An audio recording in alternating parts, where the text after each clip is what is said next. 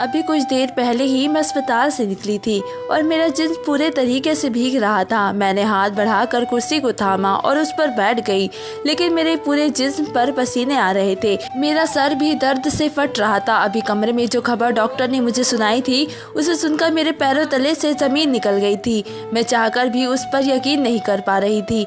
मैंने डॉक्टर को झूठ भी कहा, लेकिन मैं पूरे यकीन से थी कि ऐसा ही है। यहाँ तक कि उसने अपने शक के खातिर उसने मेरी सारी रिपोर्ट दोबारा भी कराई थी, लेकिन उनमें अभी कुछ टाइम लगा था।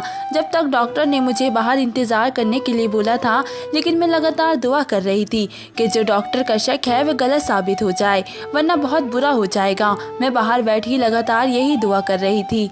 पहले 1 घंटा गुजरा, फिर दूसरा, फिर तीसरा और फिर 3 घंटे बाद जाकर कहीं मुझे मेरी रिपोर्ट दिखाई दी गई और डॉक्टर ने मुझे दोबारा अपने कमरे में बुलाया। मैं कांपते हुए वजूद के साथ वहां पर गई। डॉक्टर काफ़ी ज़्यादा परेशान नज़र आ रही थी। मुझे बैठने का बोला और साथ ही पानी का एक गिलास मेरी तरफ बढ़ा दिया, जिसे पकड़ते हुए मेरा दिल बहुत तेज़ी से धड़क रहा था। मुझे लग रहा था कि डॉक्टर अभी बता देगी जो मैंने सच जाहिर किया था और वही हकीकत है। और ऐसा ही हुआ। देखिए मिस फेरिया, मैंने जो कुछ आपको पहले बताया था वह एक शक की नज़र से बताया था, लेकिन अब यकीन और प्रूफ के साथ बता रही हूँ। इन रिपोर्ट में भी वही कुछ ऐसा आया है जो मैं आपको बता चुकी हूँ। अब आगे क्या करना है, अब इसका फैसला आप खुद करोगी। पानी का गिलास मेरे हाथ में था, जिसमें से थोड़ा सा पानी गिरा तो मैंने ज़ोर से वह पानी का गिलास मेज़ पर पटक दिया और जल्दी से कमरे से बाहर निकल कर आ गई। मेरी आंखों के आगे बार बार अंधेरा छा रहा था, लेकिन मैं हिम्मत करके अस्पताल से बाहर आ गई, क्योंकि मुझे उस वक्त अपने पति से बात करनी थी। यकीनन ये औरत झूठ बोल रही थी। मेरा पति भला मुझे ऐसे कैसे धोखा दे सकता था। मैं वहाँ से ही एक टैक्सी ली और वहाँ पर बैठ गई। मेरा घर वहाँ से 15 मिनट की दूरी पर था, लेकिन ये 15 मिनट मुझे 15 घंटे के समान लग रहे थे। बस यही सोच रही थी कि उड़कर घर पहुँच जाऊँ और अपने पति से सवाल करूँ, ये सब क्या है। मुझे यकीन दिलवाओ कि जो डॉक्टर ने सब कुछ बताया वह सब कुछ झूठ है। फिर आखिरकार मैं घर पहुँच गई, लेकिन आगे से घर खाली मेरा मुँह देख रहा था। मुलाजमा ने बताया कि आपके पति कुछ दिन के लिए कुछ पहले ही घर से बाहर निकले हैं। उन्होंने दूसरे शहर जाना था, आपके लिए पैगाम छोड़ कर गए। आपको बता दूं कि वे अपना मोबाइल अपने घर पर ही छोड़ कर गए हैं। खराब हो गया था, इसलिए परेशान होने की बात नहीं है और आपको दवाई देने की नसीहत भी देकर गए हैं। नौकरानी मेरे सामने खड़ी हुई हर एक बात मुझे बता रही थी, लेकिन मेरा दिमाग खराब हो रहा था। मुझे कुछ समझ में नहीं आ रहा था कि वे क्या बोल रही है, क्या ये बोलने की कोशिश कर रही है। वह तो उसके अलावा न जाने कौन कौन सी बातें मुझे बता रही थी। मैंने हाथ बढ़ाकर उसे चुप होने का इशारा दिया और पानी पिलाने के लिए बोला। उसकी मर्तबा मेरी हालत बुरी हुई ज़्यादा ख़राब हो चुकी थी और वह भागकर मेरे लिए पानी लेकर आई और साथ ही मेरा सर भी दबाने लगी। मेरा दिल पूरे तरीके से घबरा रहा था। मैंने उसे कहा कि मेरे कमरे में जाने में मदद करो। वे किसी डॉक्टर को फ़ोन करने लगी थी, लेकिन मैंने उसे मना कर दिया था, क्योंकि एक मर्तबा फिर से एक डॉक्टर का सामना करना मेरी हिम्मत नहीं थी। नौकरानी ने मुझे कमरे में लिटा दिया और खुद भी वहीं पर बैठ गई। अगर मुझे किसी चीज़ की ज़रूरत हुई तो वे ताकि मुझे फ़ौरन से दे सके, और फिर वे वहाँ पर बैठ गई। मैं बिस्तर पर लेटी और बहुत तेज़ तेज़ से रोने लगी। नौकरानी ने जब ये देखा तो वह उठी, लेकिन मुझसे पूछने लगी कि क्या हुआ है, लेकिन मैंने उसे वहाँ से जाने के लिए बोला, क्योंकि मैं फ़िलहाल कुछ देर के लिए अकेला रहना चाहती थी। मैंने सख्ती से कहने पर वो वहाँ से चली गई, जबकि मैं पीछे उसे अच्छी सी ज़िंदगी के बारे में सोचने लगी थी जो अब तक मैं जीती आई थी। मेरी शादी को 5 साल हो गए थे और ये 5 साल बगैर औलाद के भी मैं बहुत खुश रहकर गुजरे थे। मुझे कभी अपने लिए किसी भी कमी महसूस नहीं हुई थी, क्योंकि शादी से पहले घर के हालात बहुत ही अलग थे। इतने कि हर दिन मेरा इस तरीके से गुजरा था कि मैं मौत की दुआ करती थी। मुझे तो अपने माँ बाप का भी नहीं पता था और मेरे माँ बाप भी मेरी ज़िंदगी का सबसे बड़ा गुनाह बन गए थे। मुझे मजबूरी में अपने गले बांधा गया था, जिन्हें सारी उम्र अम्मा अब्बा कहती आई थी। अम्मा ने मुझे न जाने कहाँ से उठाया था। उनका काम चोरी का था और मैं घर में खुद की औलाद थी, मगर मुझे एक सड़क से उठाकर लेकर आई थी। लेकिन उस सड़क से उठाने का नतीजा कितना बड़ा मुझे भी और उसको भी। पहले तो अम्मा की बड़ी बड़ी दुकानों में मांगने वाली बनाकर दाखिल हो जाती। इस दौरान जो कुछ भी हाथ लगता वहाँ से चोरी करके फरार हो जाती और साथ ही में भीख भी अच्छी मिल जाती थी। भीख मांगने के साथ साथ हाथ की सफाई भी दिखा देती थी। चलते चलते इंसान की जेब आसानी से काट लेती थी और पता भी नहीं चलता था। यही हाल उनकी बाकी तीनों बच्चों का भी था, लेकिन जितना पैसा था वे सब अब्बा के नशे में उड़ा देते थे। उसे खाने पीने की कोई फिक्र नहीं थी, वह सारे दिन नशे में धुत रहता था। अम्मा सारी कमाई अब्बा के नशे में उड़ा देती थी और खुद खाने पीने के लिए उधार मांगती फिरती थी। उधार मांग मांग कर बहुत कर्ज सर पर चढ़ गया था और अब उतरने की कोई भी सूरत नहीं नजर आ रही थी। ऊपर से चोरी भी करना मुश्किल हो गया था क्योंकि जगह जगह कैमरे लगे थे और उनसे निपटना नामुमकिन था। बहन भाई और अब्बा कितना चाहे छुपा लेते, लेकिन अब्बा उनको मार मार कर उनकी हड्डियों का सुरमा बनाते थे और ज्यादा मार के बचने के खातिर वे खुद ही अपना सारा जमा किया हुआ अब्बा की झोली में रख देती थी।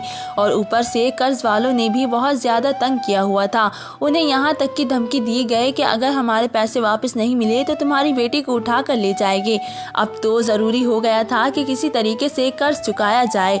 यही सोचते हुए अम्मा परेशानी से घर से बाहर निकली। रात का वक्त था। उसी वक्त से चलते चलते वे पार्क में आ गई जहाँ पर बच्चे खेल रहे थे। अम्मा के दिमाग में तरकीब आई, क्यों न किसी बच्चे को उठा लिया जाए और उसे बेचकर सारे मसले से आज़ाद कर लिया जाए। लेकिन इस काम से पहले एक काम ज़रूरी था। वे एक ऐसे ग्रुप को ढूंढना था जो बच्चे खरीदने में अम्मा को मदद करते हो। और अम्मा ने हफ्ता हफ्ता लगाकर बड़ी ही मुद्दतों के बाद फिर ऐसे एक ग्रुप का वास्ता कर लिया जो बच्चों को खरीदता था। लेकिन उसकी डिमांड लड़की की थी। लड़की के 5 लाख मिलेंगे और लड़का लाई तो उसके 2 लाख मिलेंगे। अब अम्मी पर फर्ज हो गया था किसी तरीके भी उनकी फरमाइश का पूरा किया जाए और एक नाबालिग बच्चे को बुला कर लाया जाए। अम्मी 2-3 दिन घूमती रही, लेकिन उसे कहीं पर भी ऐसी बच्ची नहीं मिली जिसे वो उठा सकती थी और अपने फ़ायदे के लिए इस्तेमाल कर लेती। लेकिन वे मायूस नहीं हुई। एक बार अम्मा फिर से वहीं पार्क के बाहर वहीं पर टहलने लगी, क्योंकि उसने तय कर लिया था कि जब ऐसे बच्चे मिले तो वह उसे उठा लेगी। इसी दौरान अम्मी को मैं दिख गई, जो अभी 1 महीने की बच्ची नहीं थी। और माँ बाप की तरह मेरे माँ बाप भी मुझे पार्क में लेकर आए थे। अम्मा बताती है कि वहाँ पर 2 बच्चे और भी थे, एक लड़का और एक लड़की। 3 और 5 साल के थे वे। मैं उनकी छोटी बहन थी। लेकिन अम्मा को किसी पर तरस नहीं आया। मेरे अब्बा अपने बच्चों को झूले पर लेकर गए थे और पीछे मेरी अम्मा के लिए मुझे वहाँ पर लेकर बैठी थी, क्योंकि वह अंधेरे कोने में बैठी थी और वहाँ पर भीड़ भी नहीं थी। तब अम्मी बड़ी ही आराम से मेरी माँ की बच्ची को छीन लिया और वैसे वहाँ से भाग गई। जब तक पूरे पार्क में हंगामा मचा और शैतान औरत हम दोनों को ही पार्क से बहुत दूर आ चुके थे। पीछे पुलिस और न जाने क्या क्या हुआ। हंगामा हो गए थे लेकिन कुछ भी नहीं हो सका। मेरे नसीब में वही कर रहना था। मुझे कोई भी ढूंढ नहीं पाया था। मेरा नसीब इस औरत के साथ लिखा गया था जिसे भी मैं अब अम्मा कहकर पुकारती थी, जबकि हकीकत से वे वाकिफ थी। लेकिन ये भी हकीकत थी कि मैं अपने असली माँ बाप से नहीं मिल सकती थी। वे तो किस्मत ने मुझ पर एक एहसान कर दिया था जिसकी बदौलत मैं उसे औरत के घर में ही पली बड़ी थी, वरना न जाने कहाँ पर धक्के खाए होती और वे मुझसे कमवाती होती। और उसी रात अम्मी ने मुझे उस ग्रुप वालों को नहीं बेच सकती थी, क्योंकि शहर में काफ़ी नाकाबंदी लग गई थी। इसलिए बेहतरी यही लगा कि घर में एक रात बच्ची को रखा जाए। घर पर लाए गए तो सब हैरान थे, लेकिन अम्मा ने सबको झूठी बातें बताकर चुप कर दिया था, जिससे एक डर फैल गया था। लेकिन अम्मा ने सब संभाल लिया था। मैं पूरी रात इस घर में रही थी जहाँ से गोलियां सी निकलती थी और एक भी रिश्ते की कोई सीमा नहीं थी। पूरी रात के बाद पूरा दिन वहाँ पर रही थी। अम्मा मुझे डब्बे वाला दूध पिलाती, लेकिन मैं रो रो कर हल्का हो चुकी थी। तब पता नहीं कैसे वहाँ पर नए लोग आकर रहने लगे थे। उन्हें वह पहले से ही घराना अलग अलग था, लेकिन बच्चे की मुसलसल होने की आवाज़ सुनकर उन्होंने हमारे घर पर जाकर पता किया तो अम्मा ने बताया कि मैं उसकी बहन की बेटी हूँ जो मर गई है, इसलिए अम्मा मुझे अपने साथ लेकर आई है। भला वे कैसे 200 का बच्चा उठा कर लाएगी। और ये बात तसल्ली वाली थी, लेकिन पहले रहने वाले नए पड़ोसियों को पहले भी ये बात हजम नहीं हुई थी और उन्होंने थाने में इस बात को इजहार किया। ये सुनकर अगली रोज़ पुलिस उसे घर की दरवाजे पर पहुंची, जिसे आम लोग जुग्गी कहकर पुकारते थे। और जब पुलिस को वहां पर आते देखा तो अम्मा के दिमाग में पहले से ही सारा प्लान बनाया हुआ था। पुलिस की तफ्तीश करने पर उसने वही कहानी सुनाई कि जो पड़ोसियों को सुनाई थी, कि मेरी बहन मर गई है और उसकी बेटी है। साथ साथ पुलिस को यकीन दिलाने के लिए एक किराए के बंदे को बहन का पति बना कर ले आई और साथ ही एक अस्पताल में मेरी पैदाइश भी जाली तौर पर बनवा दी। और जब पुलिस को वहाँ पर कुछ नहीं मिला तो उन्हें जाना पड़ा। लेकिन शायद SHO को भी अभी यकीन नहीं आया था। उसने धमकी दी कि मैं कभी भी यहाँ पर आकर बच्ची को देख सकता हूँ। अगर मुझे यहाँ पर बच्ची नज़र न आई तो इस लम्हे तुम्हें सलाखों के पीछे का घसीट लूँगा। अम्मा उसे शायद धमकी का कोई असर न देती, लेकिन अगले ही रोज़ वहाँ पर SHO वहाँ पर आया। माँ ने शुक्र किया कि अभी मैंने बच्ची नहीं बेची। उसने मुझे कुछ दिन अपने ठिकाने पर ही रखा और वह SHO फिर अगले हफ्ते वहाँ पर मौजूद था। अब तो अम्मा के दिल में डर बैठ गया था कि वे बच्चे को देखने आता रहेगा। ऐसे में मुझे बेचना अक्लमंदी नहीं है। शायद वे पुलिस वाला भी मुझे भूल जाता था, लेकिन जिस किराए के मालकिन को अम्मा ने मेरा बाप बताया था वे बहुत सारे जुर्म में रह चुका था। ऊपर से उसका पेशा भी ऐसा था कि किराए पर काम करता था। तभी पुलिस को मेरे मुताबिक भी शक हो गया था। 2 हफ्ते तक वे ऐसे तो मुझे देखना नहीं आया था। अम्मा को यकीन हो गया था कि अब रास्ता साफ हो चुका है और वे मुझे बेच सकती है। लेकिन खुदा की कुदरत, जिस रोज़ वे मुझे बेचने के लिए जा रही थी, पुलिस वाला उसी दिन मुझे फिर से देखने के लिए आ गया। अब मैं तो बच गई, लेकिन मुझे भी मेरी किस्मत ने बचा लिया। उसके बाद ये सिलसिला चल निकला। उस पुलिस वाले का जब भी दिल करता मुझे एक नज़र देखने के लिए आ जाता था। शायद ईमानदार था, तभी तो अपने वादे को मान रखा था। मैं बड़ी होती गई और वे दिन कभी नहीं आया कि अम्मा मुझे बेच सकती। दूसरी तरफ अब्बा भी पुलिस के बार बार घर आने की वजह से घर छोड़कर चले गए कि ये यहाँ पर रहने ही गलत हो गया है। उसके जाने का फ़ायदा तो ये हुआ था कि जो पैसे अम्मा कमा कर लाती थी उनसे धीरे धीरे घर का कर्ज ख़त्म हो गए थे। जहाँ से कूड़े से रोटी उठाकर खाई जाती थी, अब घर पर बनने लगी थी। अब घर का सारे हालात बिल्कुल ठीक होने वाले थे, लेकिन सिवाय मेरी ज़िंदगी के मौत से पत्थर हो गई थी। हर वक्त तो अम्मा और भाई बहनों की डांट फटकार से मेरी ज़िंदगी जहन्नुम बन गई थी। अगर मैं किसी बहन भाई से बात भी कर लेती थी, वे मुझे मारती थी और धमकी देकर मुझे खुद दूर बैठा करती थी। हाँ, ये बात मेरे नसीब में लिखी दी गई थी कि खबरदार कि अगर तूने किसी के सामने ज़बान खोली तो तेरे साथ बहुत ही बुरा सलूक होगा, तो फिर मैं भी तुझे सीधा जान से मार दूँगी। वे पुलिस वाला मुझे मिलता और मुझसे पूछता कि तुम यहाँ पर ठीक हो, लेकिन मैं तो हर मर्तबा उससे यही कहती थी कि मैं बिल्कुल ठीक हूँ और खुश हूँ। मगर फिर भी न जाने उसे कैसे यकीन आता था। अब्बा कुछ टाइम तक घर से बाहर रहे, लेकिन कब तक बाहर रहते। आखिरकार उस पुलिस का डर खौफ ख़त्म करना पड़ा और घर पर वापस आ गए।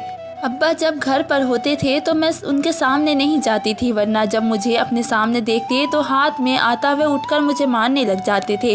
पहले ही उस घर में भूख मारी थी और एक मुसीबत तो आ गई थी। घर से तो निकलती क्यों नहीं, यहाँ पर मर जा, कहीं पर किसी गाड़ी के नीचे आ जा। मैं शांत होकर सब कुछ सुनती रहती थी, लेकिन ये नहीं जानती थी कि ये मेरा असल घर नहीं है। मेरा घर तो कोई और सा है। एक रोज़ हद कर दी, उन्होंने चूल्हे से जलती हुई लकड़ी उठाकर मेरे कमर को लगा दी। मेरी सारी रात रोती रही। जहाँ किसी हिचकिचियों की आवाज़ सुनाई बुलंद हो रही थी। अम्मा एक लकड़ी फेंक कर मुझे मारती और कहती, चुप हो जा, क्यों हमारी नींद खराब कर रही है। मैं तो कहती थी तू तो मनहूस ही है। पता नहीं किस मनहूस लम्हे मुझे गोद में लिया था। वे पुलिस वाला भी गले पड़ गया है। अब तो कुछ चुराते हुए भी 100 बार हाथ कांपते हैं। तो मेरी गुनाहों की सज़ा है। मुझे पता चल गया है कि अम्मा की अजीब गरीब में बातें मेरे पल्ले नहीं पड़ती थी। बहन भाइयों के रवैये भी बहुत ज़्यादा तकलीफ वाले थे। कोई मुझे अपनी बहन मानने को तैयार ही नहीं था। ये सब मुझे सोचने पर मजबूर करते थे कि वाकई मेरा इस घर से कोई ताल्लुक़ नहीं है या कहीं और बाहर से आई हूँ। ये बात अभी तक सुलझी ही नहीं थी, लेकिन मेरा दिमाग सोच कर रह गया था। मैंने एक रोज़ अम्मा को बाहर भीख मांगते जाते हुए देखा तो सोचकर मैं भी अम्मा के साथ चली गई। शायद मैं चाहती थी कि अम्मा से बात करके उनके करीब हो जाऊं और उसके लिए अकेले वक्त बिताना पड़ता था। अम्मा बहुत ज़्यादा हैरान हो गई मुझे अपना पास आता हुआ देखकर, वरना अम्मा तो उस पुलिस वाले से डरने की वजह से मुझे भीख नहीं मंगवाती थी। अम्मा, एक बात तो बताओ, मैंने डरते लड़ते पूछा तो वह हैरानी से मेरी बात से बोली, क्या बात है। उसने मुझे थोड़ी सी हिम्मत मिली तो मैंने पूछा कि अम्मा, क्या मैं आपकी औलाद नहीं हूँ। ये बात सुनकर अम्मा ने मेरी तरफ देखा और वे पागलों की तरह चीखने लगी, हाँ, नहीं है तू मेरी औलाद। मैंने तुझे उठाया था, उस दिन के बाद तू मेरी ज़िंदगी का अजाब बन गई है। हमारा जीना हराम हो गया है। जहाँ पहले 100 कमाती थी वहाँ अब 10 कमाती है। मैंने हैरानी से अम्मा की तरफ देखा जो बाल नोच रही थी और सड़क पर लोग जमा हो गए थे। एक अजीब सा समा बन गया था। मैं अम्मा को रोकने की कोशिश करने लगी तो आगे बढ़कर मेरे गले को दबोच कर बोली। मुझे गालियाँ बकने लगी। लोगों ने बहुत मुश्किल से मुझे छुड़वाया और अम्मा को समझाया लेकिन वे हट नहीं रही थी। पता नहीं कैसे करके अम्मा और मुझे घर वापस ले जाया गया। उस वक्त मुझे थोड़ा सा एहसास हुआ कि शायद अम्मा सच बोल रही है कि वाकई मैं उसकी बेटी नहीं हूँ। जब रात तक हालात कुछ बेहतर हुई तो मैं अम्मा से और कोई सवाल के बिना यही पूछा है कि अम्मा सच सच बताओ कि मैं तुम्हारी बेटी हूँ या नहीं। उस वक्त अब्बा ने मेरी ये बात सुन ली। वे शराब के नशे में धुत वापस आए थे। अम्मा से बात करते हुए सुना तो मेरे बाल नोचते हुए मुझे सहन में ले गए और पास बड़ा डंडा उठाकर मुझे एक एक बात की हकीकत बता दी कि क्यों अम्मा ने मुझे उठाया था और कहाँ से उठाया था। अम्मा बाप को रोक रही थी। वे डंडे से उसे भी मारने लगते और मेरे दूसरे बहन भाई भी डर गए थे। अम्मा मुझे पिटते हुए देख रही थी। दोनों में हिम्मत ही नहीं थी कि करीब आकर कोई मुझे छुड़वाए। मैंने एक टाइम पर खुद को नहीं छुड़वाया क्योंकि मेरा सारा ध्यान अब्बा की हकीकत पर था। मुझे ना तो दर्द महसूस हो रहा था और ना ही पीटने का कोई एहसास बाकी था। फिर आखिरकार अब्बा मार मार कर खुद जमीन पर गिर के बेहोश हो गए। अम्मा बेचारी एकदम से पड़ी थी।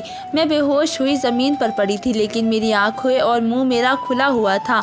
पता नहीं किसी वक्त की मुकम्मल तौर पर बेहोश हुई और अब मुझे होश आया। बस मैं इतना जानती हूँ कि मैंने अपनी आंखें अस्पताल में खोली थी। मेरे उठते ही नर्स ने मुझसे पूछा कि तुम कैसी हो, तुम ठीक हो क्या नहीं, लेकिन अभी तक मैं कुछ बताने लायक नहीं थी। मुझसे कोई जवाब न पाने की सूरत में उसने मुझे एक और दवाई दे दी और मैं सो गई। दोबारा जब मेरी आँख खुली तो हालत पहले से बेहतर थी। इस मरतबा मैंने पूछा कि मैं यहाँ पर कैसे पहुँची हूँ तो नर्स ने मुझे बताया कि अस्पताल में उनके पास बहुत ही बुरी हालत आई थी। मेरा पूरा जिस्म चोटों से भरा हुआ था। जिस्म का कोई हिस्सा ऐसा नहीं था जहाँ पर मार के निशान ना हो। किसी ने तुम्हें बहुत ही बेदर्दी से मारा था और उसके बाद तुम्हारा ख्याल भी नहीं रखा गया। तुम्हें कचरेदान के पास फेंका गया। मेरे तो रोंगटे खड़े हो गए थे। कौन से कचरेदान पर? मेरी जुबान से बस यही निकला था कि इस जगह पर, लेकिन मुझे इस जगह के बारे में पता नहीं था और मैं चुप हो गई। अब की मर्तबा नर्स मुझसे पूछ रही थी कि तुम कौन हो और तुम्हारे साथ इतना बड़ा जुर्म कैसे हुआ है। अगर कचरा फेंकने वाली औरत एम्बुलेंस ना बुलाती तो अब तक जानवर तुम्हें खा जाते। तुम 2 हफ्तों से अस्पताल हो लेकिन तुम्हारी हालत नहीं संभल रही थी। अब जाकर तुमने कुछ होश संभाला है। मैं चुप हो गई और मैंने कुछ जवाब नहीं दिया तो नर्स कहने लगी कि पर्चा कटवा उनके नाम का। मैं मान गई। जब मैं पुलिस में रिपोर्ट लिखवाने के लिए कहा तो मैंने उसी SHO पुलिस के बारे में पूछा जो पिछले साल से हमारे घर पर नहीं आया था और तभी मेरी इतनी हालत बुरी थी कि मैं समझ गई थी कि वह पुलिस वाला क्यों यहाँ पर नहीं आता है। और जब मैं उस पुलिस वाले का पूछा तो पता चला कि वह दूसरे शहर का है। मैं चौंक गई। जब मैंने शहर का पूछा तो एक और हैरत का झटका लगा क्योंकि मैं पहले जिस शहर में थी मैं उससे बहुत ज़्यादा दूर थी। उस शैतान औरत ने मुझे दूसरे शहर में फिकवाया था ताकि मैं उनके लिए मुसीबत या किसी मुश्किल का प्रयास न बन सके। यह सुनकर मैं पुलिस वालों को मना कर दिया कि मुझे कोई रिपोर्ट नहीं करनी है। बस एक एहसान करिए कि मुझे किसी अनाथ आश्रम में छोड़ कर आ जाए। मैं अपनी बाकी की ज़िंदगी वहीं पर गुजार लूँगी। उन्होंने इस बात को मान लिया और मुझे एक अनाथ आश्रम में छोड़ कर आ गए। दिल ही दिल में मैं ऊपर वाले से दुआ कर चुकी थी। अब बस मुझे अच्छा ही की उम्मीद थी। अब अच्छा ही होगा मेरे साथ। अनाथ आश्रम में मेरे साथ भलाई की गई और मुझे एक सफाई के काम के लिए रख लिया गया। मुझे उसके अलावा कुछ आता भी नहीं था। वहाँ पर एक डॉक्टर बहुत अच्छी थी। मेरे काम को पसंद करते हुए उसने मुझे एक एहसान कर दिया और मुझे एक असिस्टेंट बना लिया जिसमें काम यही था कि जो चीज़ उसे चाहिए मैं वक्त पर उसे दे दूँ। कुछ टाइम बाद उस औरत का तबादला हो गया और वहाँ से वे कहीं और चली गई जहाँ पर एक डॉक्टर और आ गया था जिसका नाम आमिर था। वे मुझसे बहुत ही ज़्यादा इज्जत से बोलता था लेकिन मैं उसे दिल ही दिल में पसंद करने लगी थी। उस रोज़ उस डॉक्टर ने मुझे अपनी पसंद का इजहार अपने मुँह से कर दिया कि चाहे मैं अनपढ़ सही लेकिन मुझसे वे मोहब्बत करता है और मुझसे शादी करना चाहता है। ये बात मेरे लिए बहुत ही खुशी की थी। मेरे आगे पीछे भी कोई नहीं था। मैंने झट से हाँ कर दी थी कि मैं शादी के लिए तैयार हूँ। वे डॉक्टर भी अकेला था। उसका रिश्तेदार भी कोई नहीं था।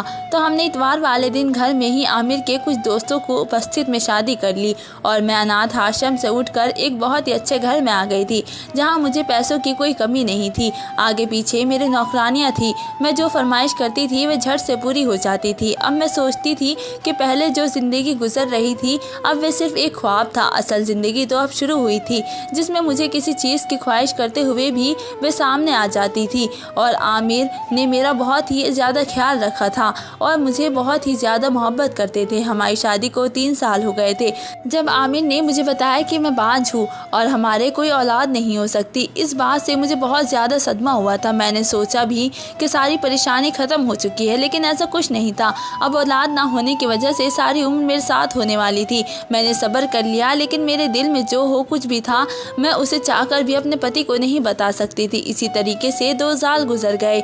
मेरे दिल में ममता जाग उठी थी कि मेरी भी औलाद होनी चाहिए थी। इससे पहले कि मैं अपनी चाहत का जिक्र आमिर से करती, उन्होंने मुझे खुशखबरी सुनाई और कहा कि अब हमारी औलाद होगी। मैं हैरान हो गई और पूछा कि कैसे होगी, तो वह जोश से पूछे कि मैंने एक दवाई बनाई है, उस दवाई से ज़रूर हमारे औलाद हो जाएगी। ये बात सुनकर मुझे यकीन हो गया कि ऊपर वाले ने दुआ कबूल कर ली है। उसके बाद उसने मुझे वे इंजेक्शन लगा दिया। वे रोज़ मुझे इंजेक्शन लगाते थे। कुछ हफ्ते के बाद वे मुझे रोज़ इंजेक्शन लगाने लगे। मुझे अपना दिल बहुत ही भारी सा लगा था। महसूस होता था दिल घबराता था, लेकिन मैं खुश थी क्योंकि मैं माँ बनने वाली थी। बस कुछ महीनों का इंतज़ार था, उसके बाद मेरी अपनी औलाद होगी। और वह औलाद जिसके लिए मैंने सारी उम्र ख्वाहिश की थी। अब मैं हर वक्त अपने बच्चे के बारे में सोचती थी कि उसे किसी चीज़ की कोई कमी नहीं होने दूंगी। जैसे मेरी शैतानी माँ ने, बाप ने मुझे महरूम रखा है, मैं अपने औलाद के साथ ऐसी कुछ भी नहीं करूँगी। अपनी औलाद से बहुत ज़्यादा मोहब्बत करूँगी। इसके बाद मुझे आमिर मुझ पर बहुत ज़्यादा ध्यान देते थे। टाइम पर कॉल करके मेरी हालत के बारे में पूछते थे और कहते थे कि दर्द तो नहीं हो रहा, दिल तो नहीं घबरा रहा। 2 बातें थी कि एक तो वे मेरा ख्याल रख रहे थे कि वे दवा पहली बार उन्होंने मुझ पर इस्तेमाल की गई थी और तजुर्बा ले रहे थे कि बाकी औरतों के लिए ठीक हो सकती है या नहीं। उस वक्त मैं मदरसे से वापस आ रही थी कि अचानक मुझे चक्कर आ गया और मैं एक अस्पताल में चली गई, जहाँ डॉक्टर ने बताया कि आप पेट से नहीं हो। वहाँ मैंने उनकी बात से इनकार किया कि आप ये कैसे कह सकती हो, जबकि मेरा पेट बड़ा हुआ था और मैं देख सकती थी। लेकिन डॉक्टर ने उसके बाद मेरी रिपोर्ट करवाई, जिस पर लिखा हुआ था कि मैं माँ नहीं बनने वाली हूँ। मैं घर वापस आई तो आमिर घर पर नहीं थे। मैं दोबारा किसी डॉक्टर के पास गई, उसने भी यही बताया, साथ ही यही कहा कि आपका पेट बढ़ने के इंजेक्शन लगाए जा रहे हैं और ये फ्रॉड आजकल ज़्यादा किया जा रहा है, किसी को भी इस तरीके से धोखा दिया जा सकता है। दोबारा मेरी रिपोर्ट करवाई गई तो उसमें भी यही बात लिखी हुई थी कि मुझे इंजेक्शन लगाए जा रहे हैं। मैं घर वापस आ गई। जब 2 से 3 बाद आमिर घर पर लौटे तो मैंने उनका गिरबान पकड़ा और पूछा कि मेरे साथ धोखा क्यों किया। मुझे औलाद के लिए जिद नहीं लग रही थी, फिर क्यों मुझे ऐसे धोखे में रखा। मेरी बात सुनकर वे चुप रह गए क्योंकि उन्हें यकीन नहीं आ रहा था कि मैं उनके झूठ को पकड़ चुकी हूँ। ये बात जानकर वे मेरे पैरों में बैठकर और बहुत ही ज़्यादा रोने लगे कि मुझे माफ़ कर दो, मैं तुमसे वाकई मोहब्बत करता हूँ, लेकिन मैं नहीं चाहता कि औलाद की कमी की वजह से तुम मुझे छोड़कर चली जाओ, इसलिए ड्रामा किया है। इस तरह तुम्हें लगेगा कि दवाई ने असर दिखाया है और ये हमारी औलाद है। वक्त के मुताबिक मैं तुम्हें अस्पताल ले जाऊँगा और वहाँ में पहले ही यतीम बच्चे का इंतज़ाम कर चुका था और इसी तरीके से उस बच्चे को मैं तुम्हारी औलाद बनाकर घर पर वापस ले आऊँगा। ये बात सुनकर मैं रोने लगी और आमिर के हाथ पकड़कर कहा कि मैं जानती हूँ कि आपने सब कुछ मेरी मोहब्बत में किया है, लेकिन आप ये बात मुझसे करते तो मैं बहुत ही खुशी के साथ किसी बच्चे को भी अपनी गोद में ले लेती। उसके बाद हम बहुत ही ज़्यादा रोए और अगली रोज़ जाकर एक बच्चा गोद ले लिया। मेरी आपसे सिर्फ एक गुजारिश है कि जो काम भी करे वह सीधे तरीके से करे, किसी को धोखा ना दे। बेशक आप अगले इंसान की वजह से इतना बड़ा धोखा कर रहे हो, लेकिन एक मर्तबा उस आदमी से बात करके तो देखे, क्या पता वे भी मेरी तरह आपके मुंह से ये बात सुनने का इंतज़ार कर रहा हो। तो दोस्तों, आपको मेरी कहानी कैसी लगी मुझे कमेंट करके ज़रूर बताएं। धन्यवाद दोस्तों।